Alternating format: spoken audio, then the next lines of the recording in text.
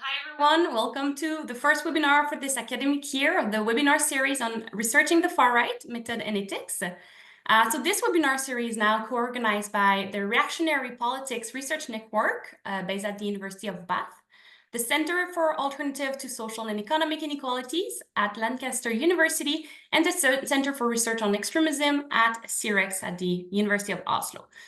So this webinar series, as many of you already know, aims to initiate and facilitate a discussion about all the issues and challenges that arise when researching far-right parties, protest movement, and violent actions, including the methodological and ethical challenges. So the topic addressed in this webinar series for this academic year, and we will discuss this in greater length during this presentation, but it is based on the volume The Ethic of Researching the Far Right, Critical Approaches and Reflection, published with the Manchester University Press, the Racism, Resistance and Social Change series, edited by Antonia Vaughan, Joan, Braune, Meghan, Tinsley, and Aurelien Mondon. So today's webinar, which is the first one of this series, I will provide an overview of the challenges the field and researchers have faced in recent years, as far-right politics has not only been on the rise, but has become increasingly mainstream. So we have 4 speakers today, and they will engage not only with their research practice and experiences, but also the state of the field and our role as academics in the current context. So let me first present our panelists. So first we have Aurelien Mondon. So he's a senior lecturer in politics at the University of Bath and co-convenor of the Reactionary Politics Research Network. His research focuses predominantly on the mainstreaming of reactionary politics, focusing in particular on the role of elite discourse. And his latest book, Reactionary Democracy, How Racism and the Populist Far Right Became Mainstream, was co-written with Aurelien Mondon and published in 2020. He also co-edited the book The Ethic of Researching the Far Right, on which this webinar series will be based, published with Antonia Vaughan, Joan, Braune, and Meghan Tinsley. Then our next speaker is Antonia Vaughan. So she's a PhD student in politics, languages, and international studies at the University of Bath. She's interested in the mainstreaming of the far right online and the ethic of researching the far right. She's also a co-editor of the book, The Ethics of Researching the Far Right. Then we have Aurelien Mondon. So he's a senior lecturer in sociology and director of the Center for Alternative to Social and Economic Inequalities at Lancaster University. So his research is on the far right, focusing on racism, terrorism, and mainstreaming. He's a co-editor of Historical Perspective on Organized Crime and Terrorism, published with Routledge in 2018, and Researching the Far Right, Theory, Method, and Practice, published by Routledge in 2020. So those of you who have followed this webinar series probably already know this book, because most of the topic address was inspired by this edited volume. He's also the co-author with Aurelien Mondon of Reactionary Democracy. And then the last speaker is me, actually. So I'm a postdoctoral researcher at the Centre de Recherche Interdisciplinaire sur la Diversité et la Démocratie. I'm sorry, there's no English translation. Affiliated with the University of Ottawa. And I'm also affiliated with the Center for Research on Extremism at the University of Oslo. I'm a co-editor of the E-Extreme, so the newsletter of the ECPR Democracy and Extremism and Democracy Standing Group. And my current research explores conspiracy theories, far-right movements, and the method and ethics of researching the far right.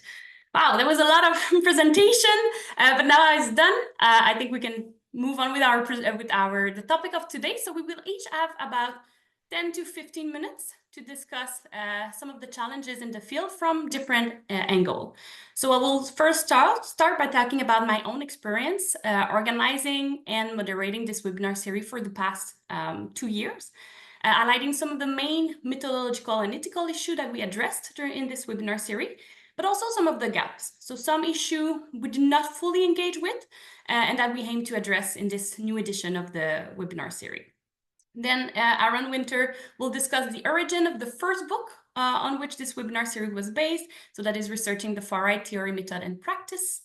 This will be followed by a discussion by Antonia Vaughan on the origin of the new book on which this webinar series will be based for this academic year. So the ethics of researching the far right, critical approaches and reflection. And finally, Aurelien Mondon will present a state of the field of the far right, engaging in a critical reflection. This will all be followed by a discussion and a Q&A session. So please, if you have any questions at any time during the webinar, please write them down in the Q&A section. So at the bottom of your screen, there's a Q&A section. And do not write your question in the chat because it's harder to follow for us. So use the Q&A section and we will address them at the end of the webinar. Did I forget to say anything? No, we're good. Okay, so then if there's nothing else to add before we begin, I will first start by providing an overview of the webinar series. Let me just share my screen with you. I feel like we've been using Zoom for so long, but yet it's still always a challenge to do something. There you go.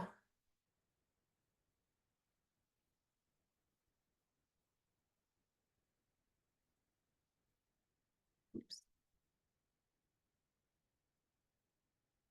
All right. So, yeah. So I will first, as I said, provide an overview of the main theme that we addressed during this webinar series so far and the rationale behind it. So as you probably know already from your own research, the far right is on the rise all over the world, and it is increasingly normalized. So in reaction to this reality, there's a growing numbers of students and scholars studying the far right. So whether they investigate far right parties, far right ideas, far right social movements, the far right online, hate crimes, and so on. But then researching the far right is not like researching any other types of politics.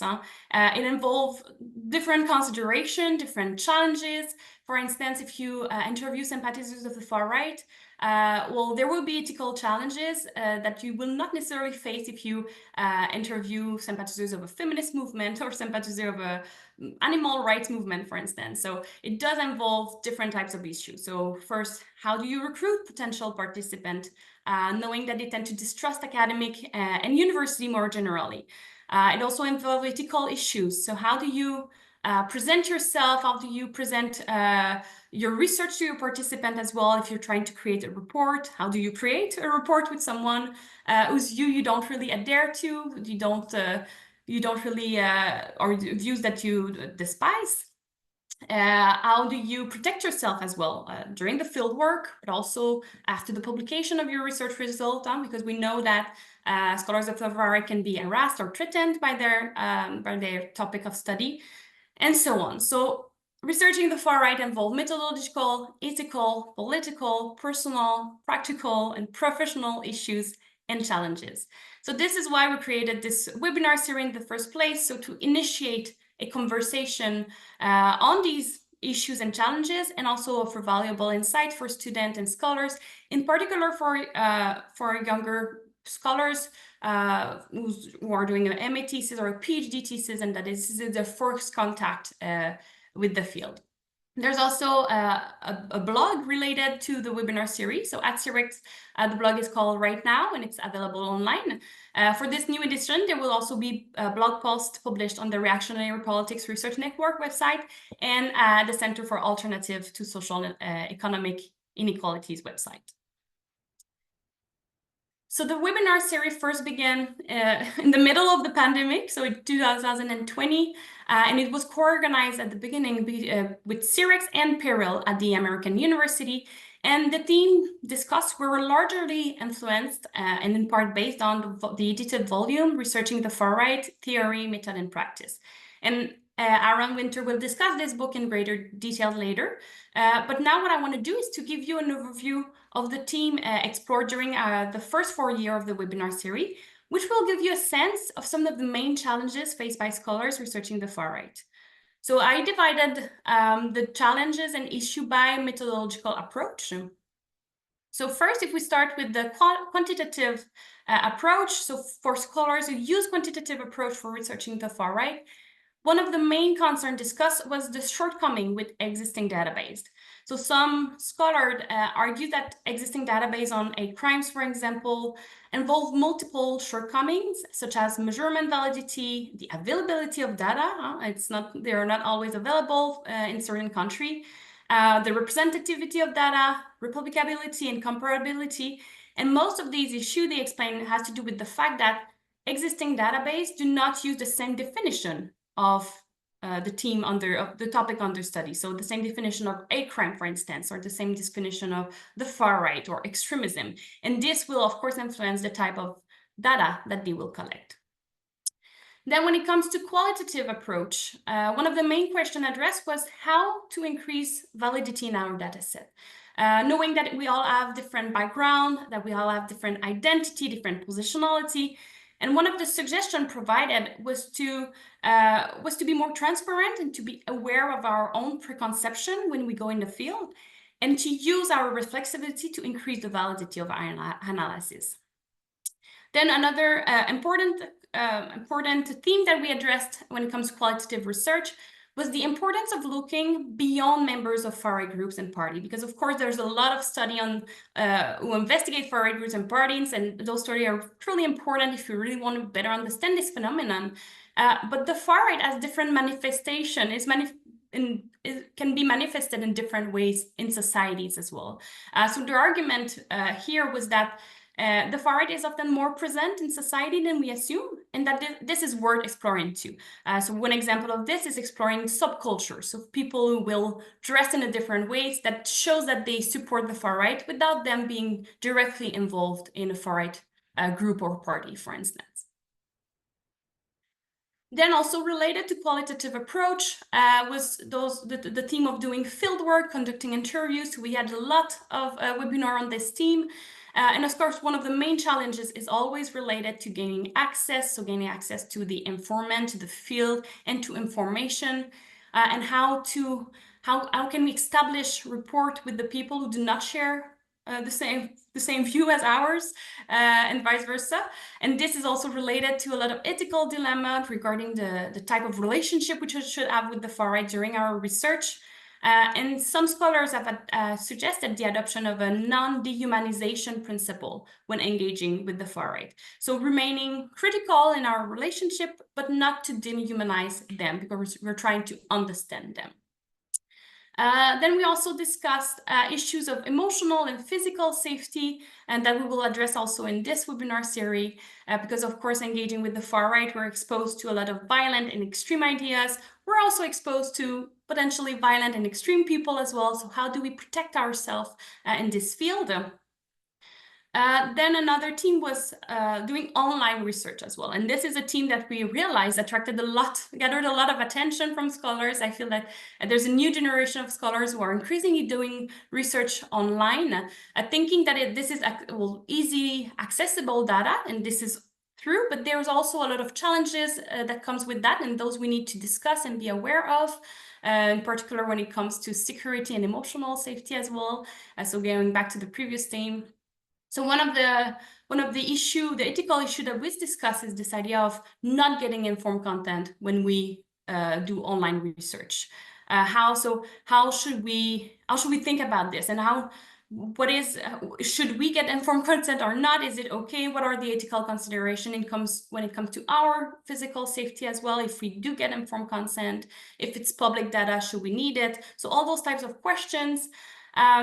We also discussed ethical and practical consideration, in particular with the importance of, once again, of protecting ourselves, since we can be exposed to pretty violent content online, but also when it comes to protecting our data. If we have a data set online, but then we move from one country to another for a conference, sometimes of data are not allowed to be moved around from one country to another. Also, just in terms of ethics, that we should always protect our data. How do we store those large amount of data that we may have collected online? Finally, we also discussed this idea that online data can tell us only a part of the story. So of course they are important and they can reflect maybe the emotion that people feel or some sort of their ideas as well, because they do write them online, but it's only a part of the story because people do not publish everything online. You don't understand necessarily their pathways into the far right by looking at online data. So we do need a theory to inform our work. Then the two last themes that we explored in this webinar series so far was the issues of ethic and ethic of care.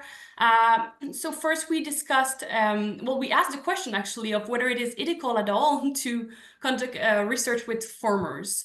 Of course, we can gain certain types of knowledge when we engage with farmer, but at what cost?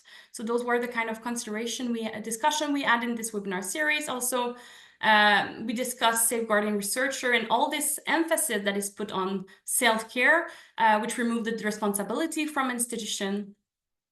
Finally, we discussed positionality and intersectionality. So this includes the challenges faced by emerging scholars when they first engage in this field. So in terms of their security and their mental health mainly.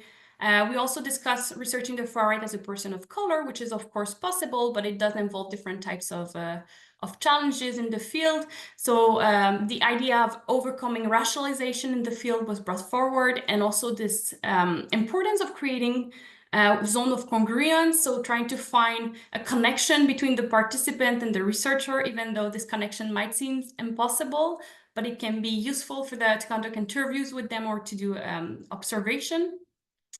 Then we also discussed the gender challenge of navigating a predominantly white male field and of engaging with research subjects that embrace white and male supremacy.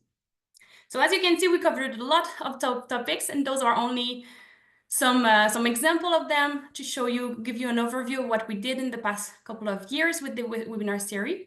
And as you can see, in this past edition, we focus a lot more on the practical issues of researching the far right. So if you research the far right from a qualitative or a quantitative perspective, there are measurements you need to take into account. If you conduct interviews, there are methodological, ethical, safety issues. Your positionality and identity, of course, will influence those issues. So you need to think of a certain way to create connection, report, to navigate the field, knowing that those issues exist.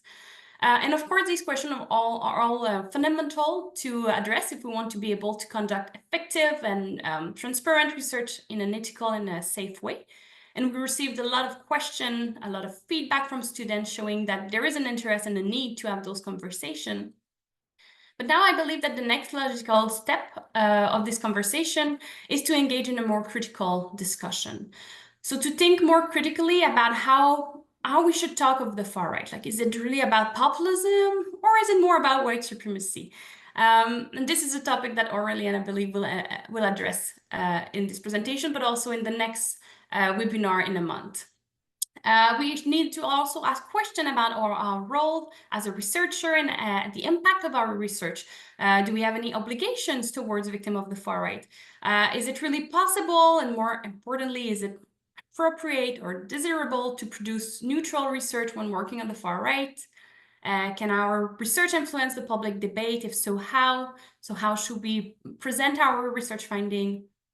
And all this goes as well is related to going from a more discussing individual challenges, so the individual challenges that researchers faced in their research, for instance, to more systemic issue. So this involves having a real conversation about racism, sexism, colonialism, white supremacy. So in the field, of course, among the far right, because we know that all these phenomena are really prevalent in the far right, but also in society and also in the field, also in academia. So the far right and all those attitudes and all those ideologies are often more widespread than what we think. They are also institutionalized, they are also systemic, and we need to talk about this as researchers of the far right. So this is what brings us actually to the second, this new academic year on for this webinar series. So now for this for the year, it will be organized by CRX, by the RPRN, and by CASE as well, and it will be based on the ethic of research in the far right, critical approach, and reflection. It will address a lot of the gaps that I just mentioned, but now I will stop here actually and leave the leave the floor to Aaron so that he can tell us a bit more about the previous book, and then with Antonia, so we can learn more about this new book as well. All right, thank you very much. Yeah, I want to thank C-Rex for both promoting the previous book and the series on this one. To give you a little background, I think you all saw the cover of the previous book, and many of you are familiar with it. And this was researching the far right theory, method, and practice, both the book and the series. Just to speak a little bit to. The book started in a series of discussions that had gone on at different points in time, I think since probably around the BNP's ascent in Britain in the 2000s to Brexit. And as we know, it came out in the, I think during the first lockdown in 2020. And these discussions were between a set of researchers, not all together, me, Stephen Ash, Joel Busher, Graham Macklin, in sort of little groupings, and debating both our different approaches, our different assumptions about what the project of studying the far right is and what the objective is. What are we trying to do? What are we trying to sort of, I guess, show light onto or illuminate? And for the four of us, we had agreements, but we also had disagreements about what type of research is acceptable, what type of risks are there, and even is, to go back to what Audrey had said, whether far right research is exceptional. And is it exceptional in a way that we have increased risks? We have a sort of a special kind of privileged position where we're fighting something particularly nasty in society? Or is it connected to wider issues that its exceptionalism, self-exceptionalism, may blind us to? And I've heard on many occasions people say, well, when I raise the issue of focusing on racism, they say, well, I don't have time to deal with racism. I'm dealing with terrorism. And the irony being is that the far right is often a proxy for racism in society, where we displace it to. But it doesn't do a very good job of looking at it on a systemic level. And that was one of the sort of the critiques that we sort of, I guess, haunted the book a little bit, and particularly myself and Stephen Ash, who work particularly on racism and whiteness. But the idea initially for this book was to bring together a sort of a state of the discipline sort of anthology, if you will, where we brought together and had a conversation between different scholars, different disciplines, different methods, different contexts, different approaches, different focus points, different politics as well. And we did have different politics. And this is not just left or right. This is also our politics of how we see power in society and who we think it's acceptable to engage with or not. And this can be formers, active, far-right activists, or the state and security services or law enforcement. And I just want to sort of read a bit about, so from the blurb of the book to give you a better idea. Researching the far right brings together researchers from across the humanity and social sciences to provide a much-needed discussion about the methodological, ethical, political, personal, practical, and professional issues and challenges that arise when researching far-right parties, their electoral support, and far-right protest movements. We draw on original research from a variety of contexts. We engage with different methods. And there were several sections, and I think this is quite important to what we were trying to do.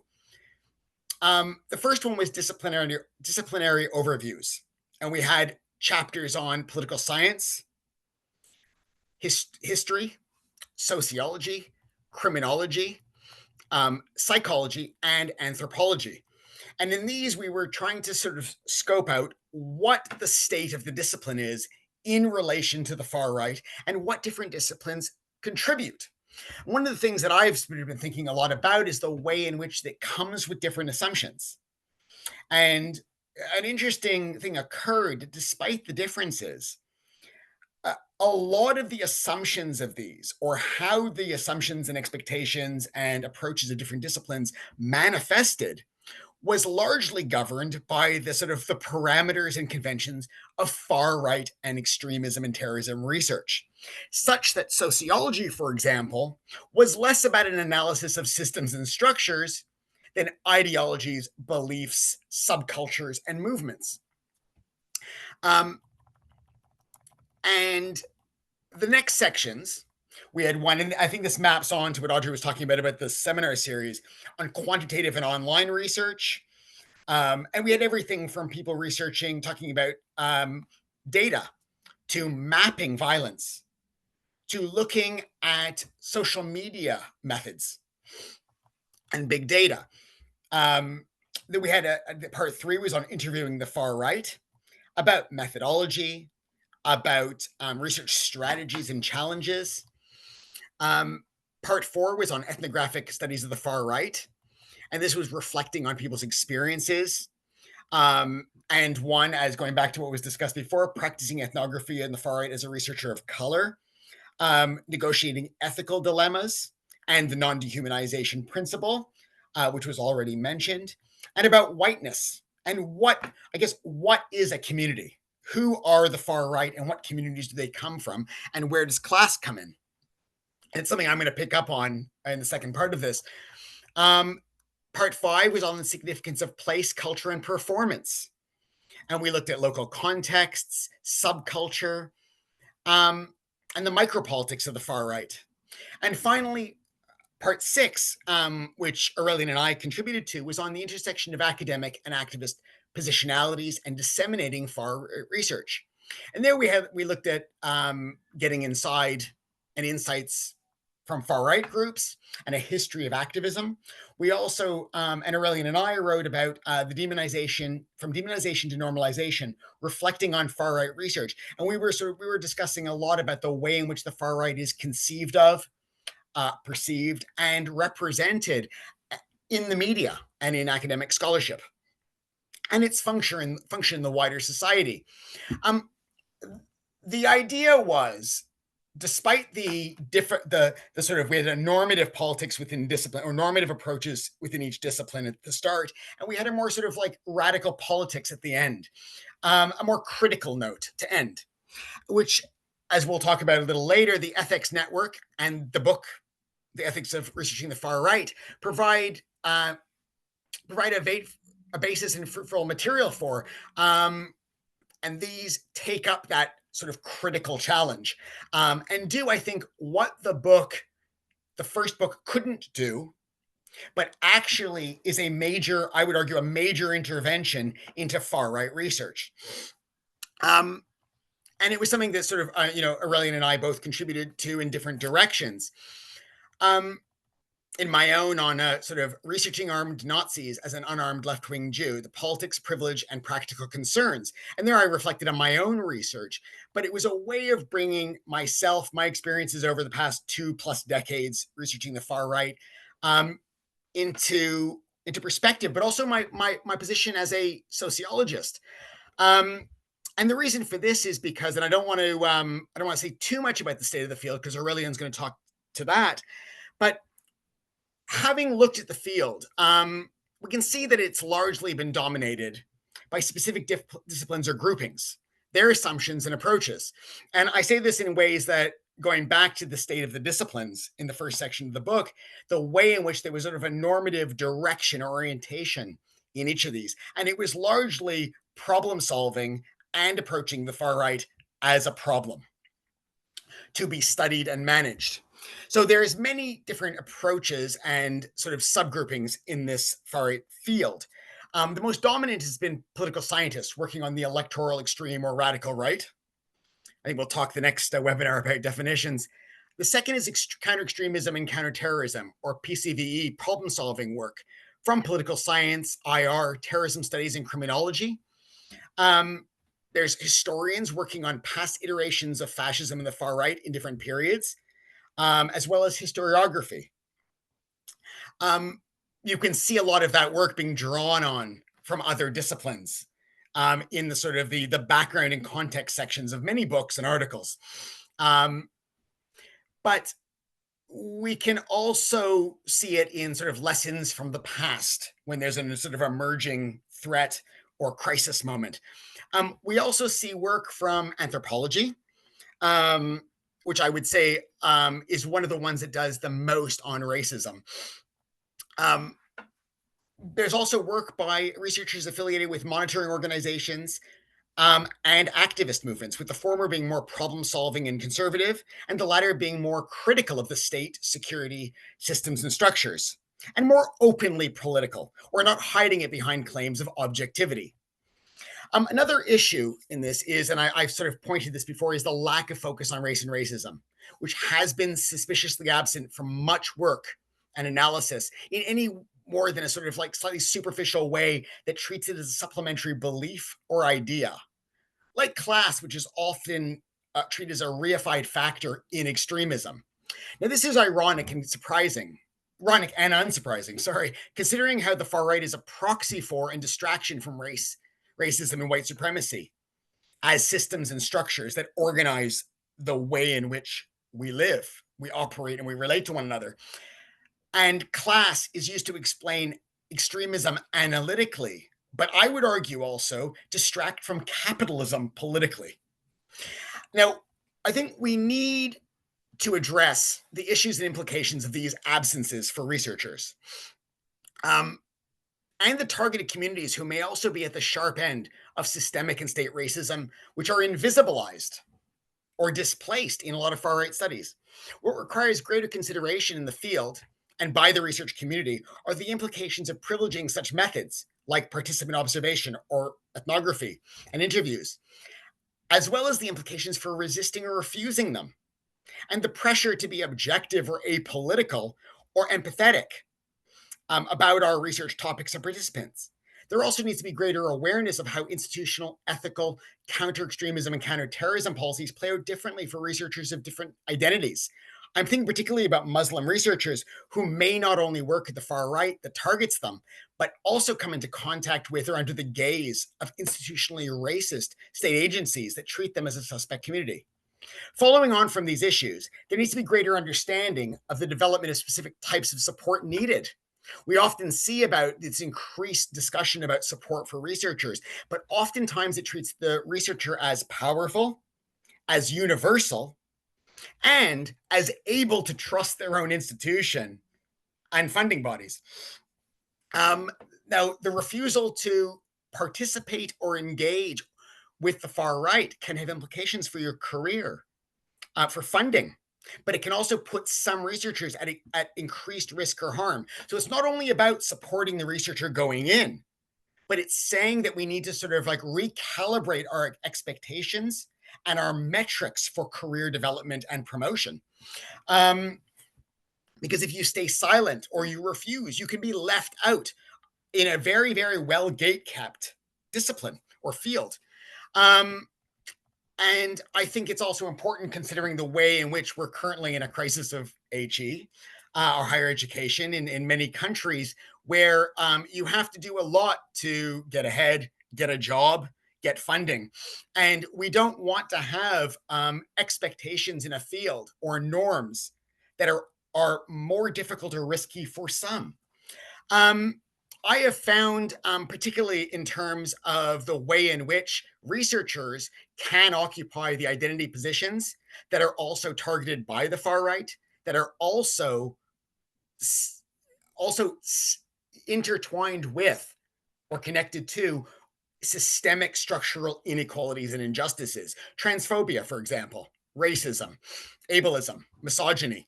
And we know there's been a sort of, in the sort of post 1920 moment, there's been a sort of racial reckoning.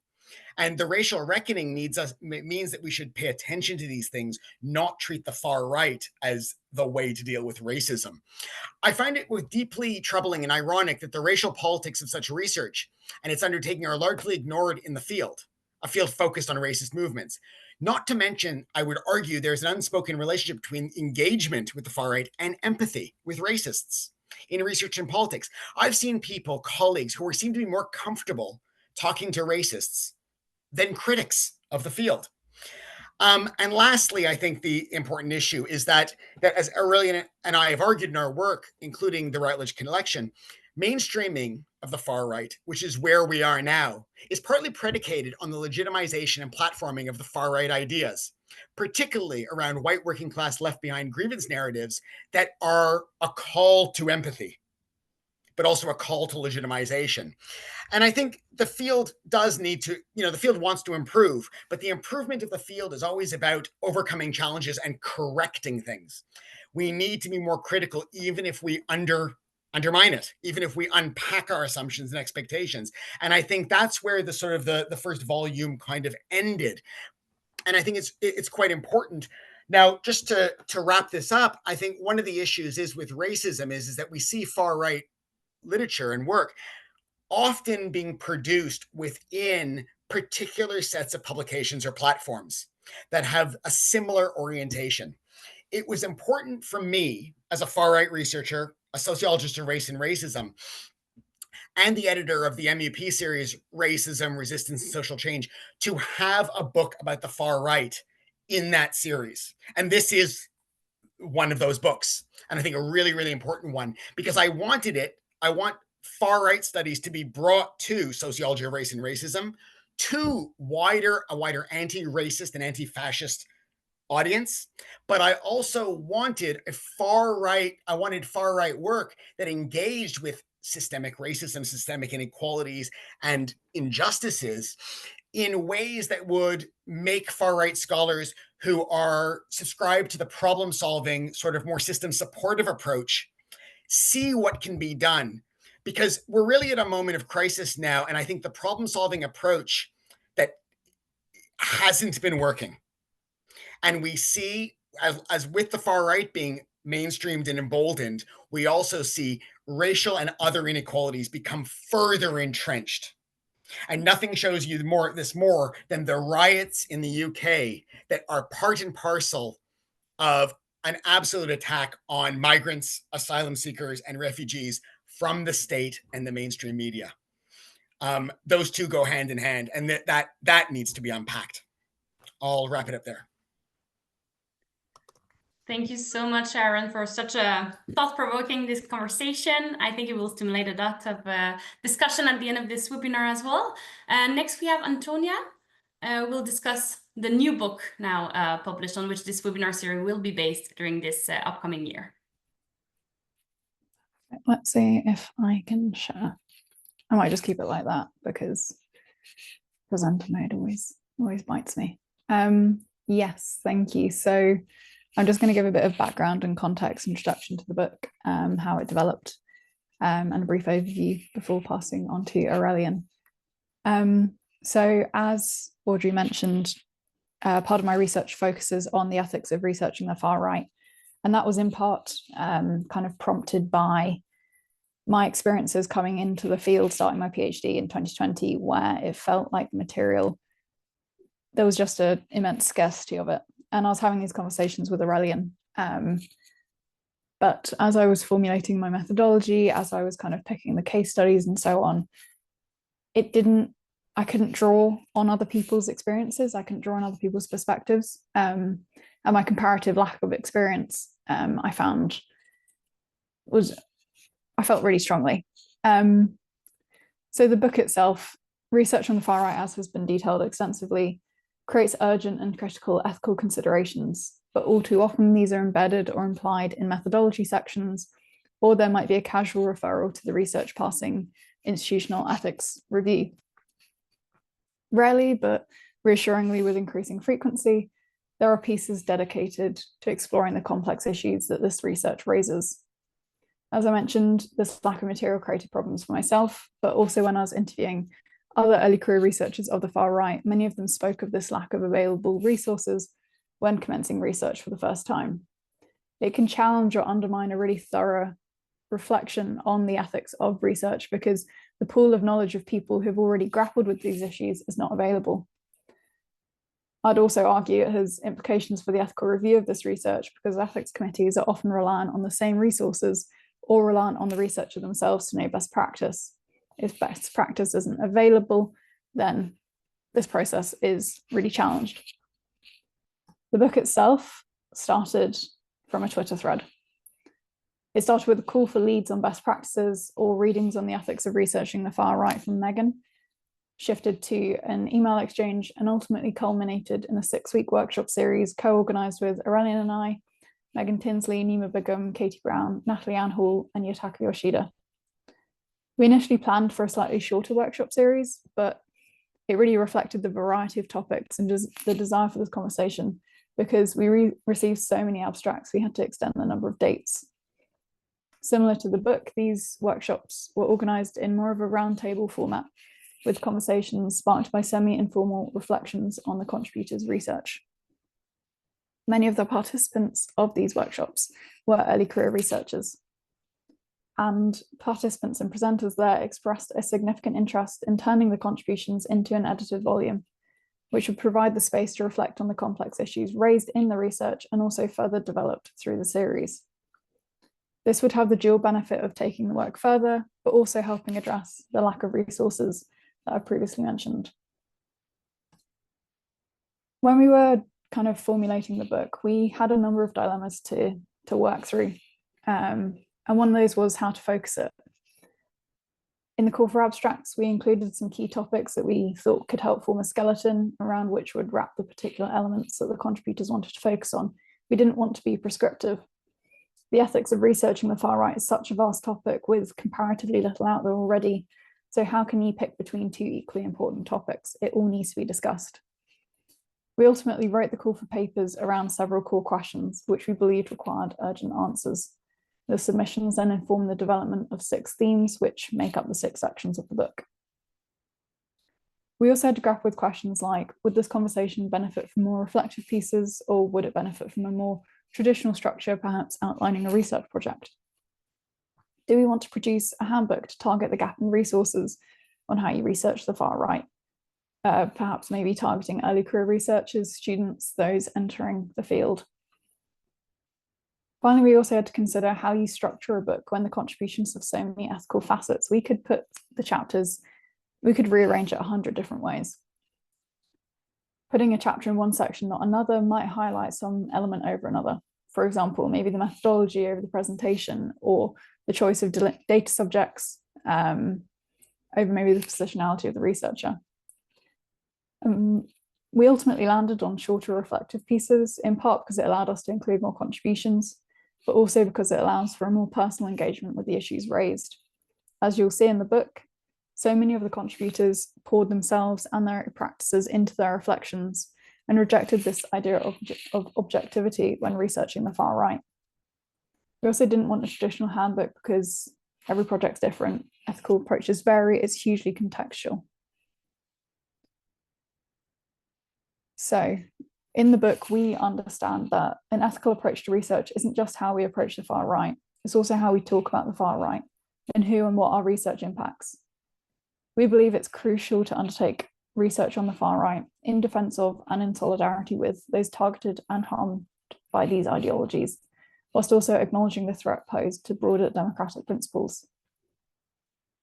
The numerous chapters in the book do not simply describe ethical research practices, but we're also hoping that they act as a call to engage in ethical research at a time when we can either help or hinder the far right. And there is the potential to do real harm. Unethical research can cause real harm. Harm to those at the sharp end of the politics, harm to researchers, harm to participants, harm to the possibility, harm to society more broadly, really. And whilst we aren't really giving a set of answers, we aren't giving a set of guidelines, and answers are at times elusive, we think that starting the conversation is essential, not just for the ethical journey of any scholar, but also when the far right is such a direct threat to so many. Slightly repeating the introduction here, but core to our project, and the introduction itself states, the themes of the book are far from exhaustive. And this is really seen in the numerous publications and the events that have happened since the project was initiated. It's not exhaustive. There could be multiple more volumes. There could be so many more conversations. But we think that one of the core strengths of the collection is the critical and reflective approach. It's enriched by the range of contributors, which range from established scholars to early career researchers. But we must also acknowledge a number of absences in this book, which speak to the need for more research on the ethics of researching the far right, but also a greater engagement with these issues from across the field. Some of the most prominent absences include the range of contributors. It's not as diverse as we would have hoped. And in particular, we think that we need to reckon with how safety and solidarity are generated. There are particular dangers to those in targeted groups. There is an emotional toll associated with this material. Secondly, whilst I think it's a strength and reflective of the engagement with this topic, the majority of contributors could be classed as early career researchers. We had few abstracts in the call for abstracts from more established scholars with decades in the industry.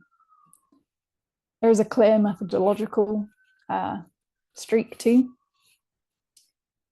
We had few contributions from scholars that use quantitative methods, and that's not because quant methods lack many of the ethical challenges that are engaged with in the book.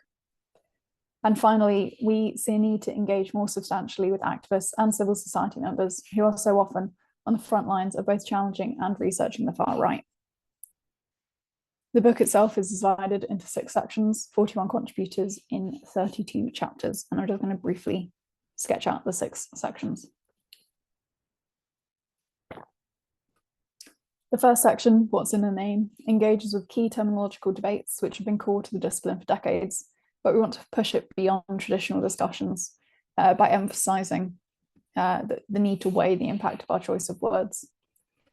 So this section in particular seeks to highlight the importance of engaging critically with the words we use that carry meaning. We want to highlight that choices are never neutral and that they always have consequences. In the second section, Positionality, Standpoint, and Intersectionality, the range of chapters here focus on how the positionality and standpoint of researchers can impact not only the field, but also wider society. So they emphasize that our striving for conducting impartial research must start with a clear engagement with our own positionality and also take into account the wider state of play and norms. The third section, The Haunting Path, Memory. Contributors consider how collective memory and heritage are appropriated and mobilized by the far right in order to project their ideologies across history. So in the introduction, we make a note that research in the field is increasingly presentist, but that the chapters in this section demonstrate we must absolutely engage with wider historical contexts if we are to understand the current resurgence of far-right movements and parties. As Audrey mentioned, there have been, and also Aaron, there are increasing discussions around safety and care, and this section centres considerations of harm, risk, and the ethics of care when researching a topic that is inherently harmful. Several of these chapters incorporate lived experience and offer practical advice, but others reflect on how environmental and theoretical implications impact risk and harm. The fifth section, about participant engagement, concerns the difficult dance involved in research on current or former far-right participants, a dance between connection and distance, critically engaging with the idea of empathy, in part. And then the sixth and final section of the book, Activism and Dissemination, turns outwards as it reflects critically on the ideal relationship between research and activism. And it encourages readers to think more deeply about your role at a time when resurgence of the far right is putting many communities at risk. So the book itself, and now with the workshop series, what we're hoping to contribute is a broad provocation and series of starting points, which we want to be built on. So we want this wider public discussion, and we are particularly excited that it is taking the shape. It's not aimed to be a definitive handbook on how to research the far right ethically. But as the next few weeks will show, there are so many different ways to approach this, but reckoning with the questions that this research raises is the most important. I'm now going to pass over to Aurelien. Thank you, Antonia. So the last presentation, and then we'll move on to the Q&A. You should be able to see my slides. Just before I start as well, something that Anders reminded us of, it's quite an expensive book, as many of you will have seen, but the good news is that it should come out as a paperback after a year of it being published, so it will become more available, because obviously this is something that we wanted to be available for various reasons, because we believe that what is being discussed in the book is important, obviously, to researchers in academia who can potentially rely on their universities and their university libraries to buy it. But we also believe that this is useful to researchers outside of academia, and therefore making it available more widely has been quite important for us. And so this is a deal kind of we managed to make with the publisher. But it would come out in paperback and therefore a much more affordable manner after a year. So I'm going to, as the previous speakers mentioned before, I'm going to talk about the state of the field.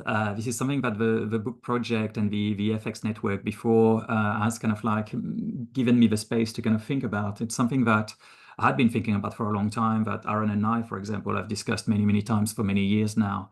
And things that many, I think, of us in kind of the critical side of far-right studies have been feeling as well. The fact that far-right studies is not a very diverse field, and the ideas that come out of that field are therefore not very diverse, or come from particular kind of perspectives, and therefore lack some diversity, both in terms of backgrounds, but also in terms of ideas and in terms of criticality to some extent. So this is something that had been on my mind for a long time, but had been discussed, that we felt with colleagues was pretty obvious to us, at least, and yet hadn't been kind of like mapped properly. So I thought I would take the opportunity of a book to kind of map this, which ended up being one of the chapters, the title being Far-Right Studies and the Unbearable Whiteness of Being. There's no, you can't write a good book chapter without a good pun in the title. So this is what I did, and it was also expanded into an article as well that was published in Acta Politica with a bit more detail. And what I wanted to do really with this was to kind of show to colleagues that might not be as receptive to critical engagement in research, that actually, if we looked at the field with like a very kind of open mind, we could see these things playing out, and these issues of power, hierarchies, positionality, and so on playing out when we looked at what was published in the field in many ways. So this is what I'm going to do. I'm going to look at it fairly quickly, but I'm very happy to kind of talk about it more afterwards. Really, one of the things that came to mind when I was doing the research was this quote by Charles Mills from The Racial Contract: "In the ideal polity, one seeks to know oneself and to know the world. Here, such knowledge may be dangerous." And this echoes what Aaron was talking about before, this idea that actually, if we want to be successful in far-right studies, and I put far-right studies, as you can see on the slide, in inverted commas, because it's not a discipline in and of itself. It comes from various kind of areas, various fields, various disciplines, various approaches. But if we want to think about something like far-right studies, it is a field that is, as Aaron said, incredibly gate-kept. Maybe no more than other fields, but certainly as much as other fields in the social sciences. And therefore, it's a lot easier to publish if you please certain kind of like gatekeepers and certain approaches, and if you leave other approaches at the door. And therefore, calling, for example, the far-right racist as opposed to calling it nativist or populist may lead to more trouble than it's worth when it comes to publishing. And yet ethically and academically as well, it seems to some of us at least that calling it racist is far more accurate, but also quite appropriately stigmatizing when we talk about politics like those of the far right.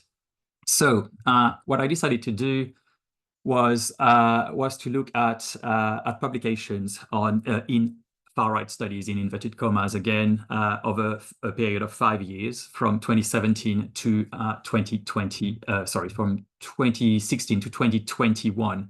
What I did is I went on the Web of Science and I collected all the titles and abstracts of all academic articles in relevant disciplines published between 2016 and 2021. The relevant disciplines are the ones pretty much that Aaron mentioned, that built on the book that came out in 2020. And what I did is I collected all the articles that contained either far right, extreme right, radical right, populist right, or right-wing populists, so populism, populist, and so on, in the title and abstract. Why did I choose titles and abstracts? Because this is what kind of like, this is based on kind of framing really, and what we try to put forward as the most important themes that we are tackling in our research, really, the things that are going to grab the reader, the things that are going to grab the editor of a journal, the things that are going to grab the reviewer, and so on. So this is what really is framed and centered in our research. In total, I had 2,543 articles, which I think already speaks for itself. We're talking about 5 years, which means that more than 500 articles a year were published on the far right, broadly far right, extreme right, radical right, populist right. So it's more than 1 article a day was published during that period in academic journals. And just looking at abstracts and title, I had more than 500,000 words, which again, I think speaks for itself. The methodology that I used builds on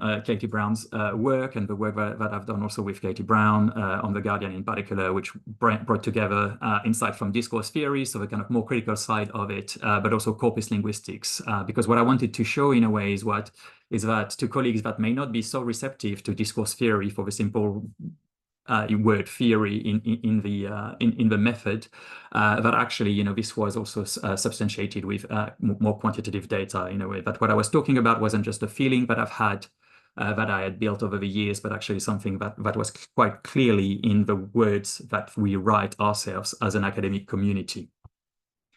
And so the results of my research into the field of far right studies, again in inverted commas, were pretty much expected, to be honest, and it confirmed many of the suspicions that I had, and I don't think any of it is going to surprise you massively. But there were still a few kind of gasps and shocks as I was going through the results from my corpus analysis. The first thing that was, I think, most interesting to me, not entirely surprising, but most interesting to me, was that between the years of 2016 and 2021, the most common term used in the titles and abstracts in articles on the far extreme radical populist right and so on was the term far right. What's fascinating, of course, is that the term far right is very poorly defined and was particularly poorly defined until at least 2020, when a couple of books, including ours with Aaron, came out, and Kazmedi as well, The Far Right Today, came out, attempted to define the term far right. What's fascinating, of course, is that until then, far right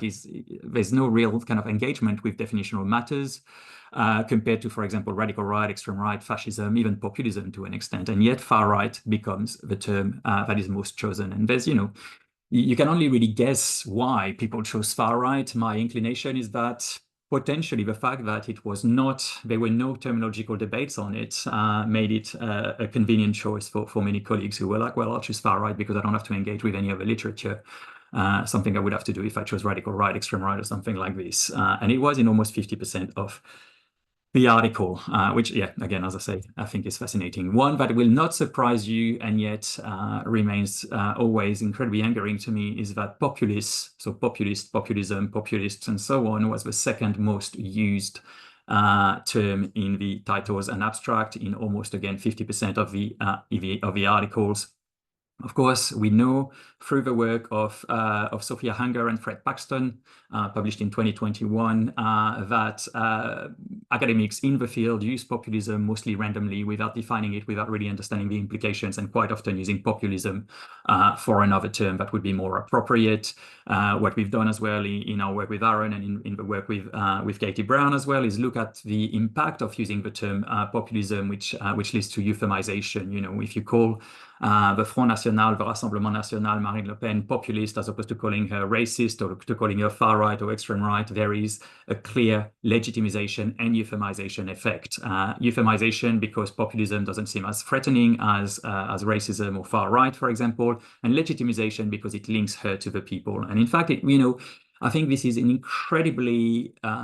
this shows incredibly poor practice from our part. And look, I'm guilty as well because I've used the word populism carelessly in my work in the past. But I think it shows really, really poor practice because, if you do serious research on the term populism, you realize quite quickly that actually populism is a term that is imposed by far-right actors in the 1990s. And Jean-Marie Le Pen, in fact, in the early 1990s, was trying to force the word populism into common parlance because he felt that it was better to be called a populist than extreme right. And if you look at it today, you will see that Matteo Salvini loves being called a populist. Nigel Farage doesn't mind it at all. Marine Le Pen loves it as well. And I think we need to be careful of taking them at their word and reflect on why they might want to be called populist rather than something else, particularly when other terms are more appropriate. The other thing that the other findings that I think were particularly useful to highlight in this setting is that more extreme terms, and I put extreme in inverted commas because many colleagues would think of them as too extreme to be applied to parties like the Rassemblement National, UKIP, the Reform Party in the UK, and so on. But these more extreme terms were used far less when we talked about the far extreme populist right. These terms were, for example, racist and white, racism, racist, racists, white, whiteness, and so on. With race, so race, racism, racist, and so on in only 285 articles, or 11.2%. So just over 10% of the article talked about race or racism or racialization. Racist, so racist, racism, and so on in less than 7% of the articles, titles and abstracts. White, so white, whiteness, and so on in just over 5%. And my favorite, whiteness, in 13 articles, 0.5%. In these 13 articles, if I'm correct, only 1 or 2 were in political science, while the vast majority of articles that were published, that I looked at, were published in political science journals. And so there's a clear kind of like avoidance of the concept of whiteness, but also racism, obviously, and race, and so on in far-right studies or in articles that are published that are on the far right. And so what we need to question really, and what I explore in the chapter and in the article in different ways was, why is this happening? And of course, it's very hard to find out exactly, right? Because I didn't do any interviews of the 2,500 or so authors that have written these articles, but we can make, of course, some we can make some kind of educated guesses on what is happening here. And one of the things we need to think about, of course, is who is researching reactionary politics, or who is researching the far right. And again, it's hard to know exactly who is doing this, but we can make some inferences based on the wider field.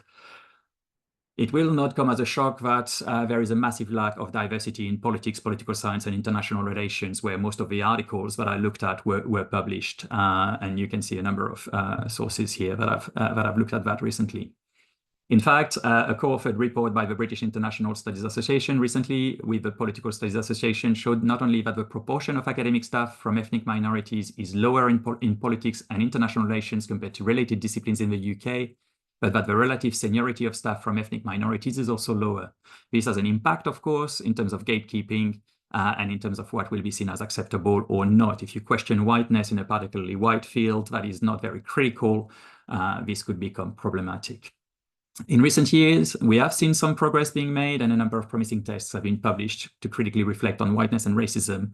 That has long been core to the discipline, and credit where it's due, many of them have come out in international relations rather than in political science or politics. And certainly very little has come out in political science, which again, I think, points to what Antonia was saying in terms of quantitative researchers not being particularly interested in reflecting on ethical issues with researching the far right. And what we see very commonly is people publishing on the far right having done really very little to no research on the context of what they're researching, because what interests them is simply the methods, as if there was no power behind the methods or the data that we study.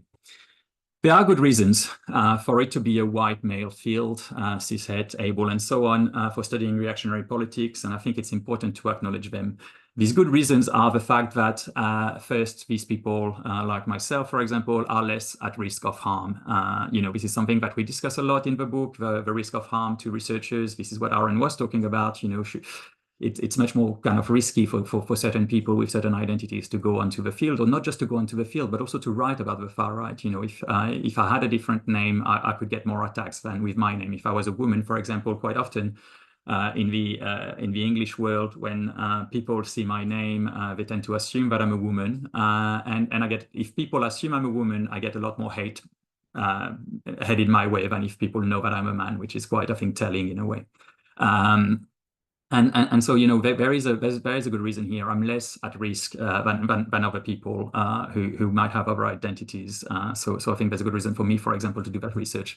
There's also more responsibility to act, to be honest. I don't think it should be the people who are at the sharp end of reactionary politics to dismantle it. And I think, you know, there's also a responsibility for the people who have been benefiting from the racial contract, but do not want to be signatory to it, to borrow again from Charles Mills, to undermine it, to deconstruct it, and to demolish it at the end of the day. So I think there's a responsibility here. However, this is not enough, and this is certainly not why the field is predominantly white, because if this was the case, then whiteness, racism, and so on would be much more, sexism, transphobia, and all of that would be much more looked at in the field than it is at the moment. Therefore, well, I think that what is happening is something much more negative, I'm afraid, and something we should tackle.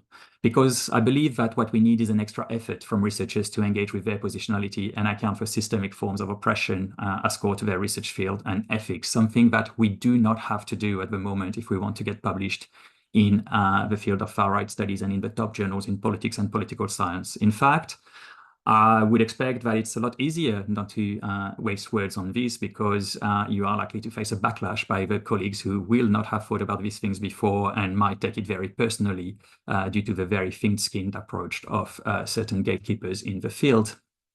As the sample above demonstrate, whiteness in particular does not appear as an object worthy of study even in the margins. What I think is fascinating as well is that whiteness is not an object of study even when we look at the far right, let alone when we look at ourselves, right? And I think this is quite fascinating. I think the fact that we don't even see the far right through the concept of whiteness, how can we see actually our own research upholding a white supremacist, capitalist, hetero male system? So I think, again, this is important to see. This is what Aaron was saying. It's not just about looking at the far right. It's also about the way we look at the far right and the way the far right also has some kind of roots within mainstream politics, and how, we cannot quite as easily divide the politics between the far right and the mainstream as if there was some kind of watertight border between the two. As Charles Mills pointed out, intellectuals write about what interests them, what they find important, and especially if the writer is prolific, silence constitutes good prima facie evidence that the subject was not of particular interest. And I think this really should make us reflect far more about how we do research when we research the far right. And I think, this is not just about us as researchers of the far right. We can just look at what's happening around us at the moment, the way, for example, in this country, the UK, the Labour government has handled the racist riots that have taken place, at first not mentioning racism at all, just talking about thuggery, for example, or just talking about even protests, or talking about, the white working class, or the working class and the left behind. And as Aaron said, the kind of like opposition between class and race has been incredibly deleterious when it comes to fighting reaction. And so the question, therefore, is not whether someone's identity or social position influences how their work will be judged, but how. And this is a quote from Jana Basevich's work, which I think is quite important. It's not on the far right itself, but I think it's quite important for us to start thinking more openly about the kind of biases that we bring to the table, even when we claim to be objective because of some sort of kind of magic quantitative data. So to conclude, in spaces and fields that remain predominantly white for both hegemonic and more understandable reasons, it's essential for researchers to engage with their positionality and the norms that can invisibilize certain forms of oppression. This does not mean that whiteness should be centered, obviously, and I don't expect the word whiteness to be in every abstract or every title on articles on the far right, or not even in the majority. But I think it should be acknowledged as a hegemonic construction which underpins not just far-right politics, but the study of the far right. The issue is thus not that scholars researching populism and the far right in political science in particular agree on the exact way to use or define the concepts of whiteness or racism, or that they feel that other terms may be more appropriate, but that they simply refuse to even engage with them, not even in an effort to explain why they are or not using these terms at all. And I think this is something that some of us have come across, where we are being asked why we use the term racism, or I've been told once when I was presenting this paper at a conference that racism is too complicated. So some of our colleagues are very happy to spend entire conferences talking about populism and the intricacies of populism, but engaging with basic texts on racism seems too complicated for academics, it seems at times. So therefore, there's an urgent need for academics in the field and gatekeepers in particular to reflect seriously on these issues, to turn to a more open acceptance of mistakes and shortcomings, to learn from and repair them, and to take seriously our pursuit of knowledge, even and especially when said knowledge challenges our world and norms. So I'll stop here. Thank you. And hopefully I didn't speak for too long. Thank you so much, Aurelien. I think that this tells us a lot about the state of the field and about the way that we as researchers sometimes hide behind certain concept because we're scared maybe of engaging with more stigmatizing concept.